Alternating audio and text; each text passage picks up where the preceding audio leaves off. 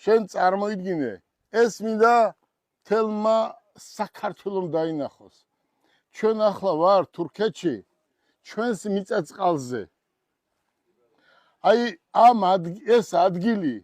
იყო ჩვენი წინაპრების აი ამას შეხედეთ აი ეს არის მინიმუმ ყველაზე ცუდ შემთხვევაში 1 საუკუნის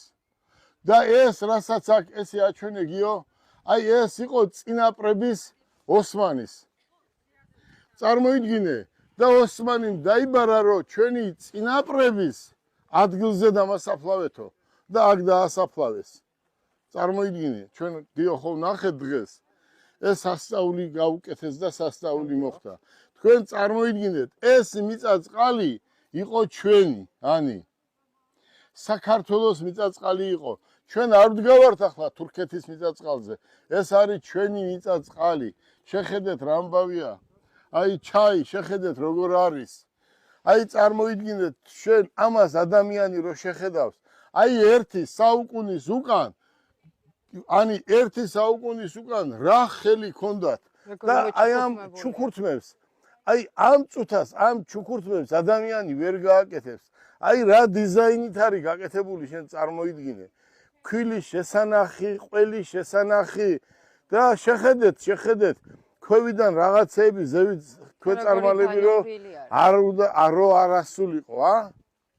და ეს არის ადგილი რომელიც არის მართლა საოცრება დედამიწის ზურგზე ისტორიას ესეთი ადგილი არ ახსოვს აი მოვდივართ ანი ამ დილის შემდეგ მოვდივართ ტყეში მოვდივართ ეს აჩვენე აი საისტორიოა პროსტო რა გზა არ დასრულებულა და თქვენ წარმოიდგინე აი ეს ადგილი რა არის ეს ადგილი არის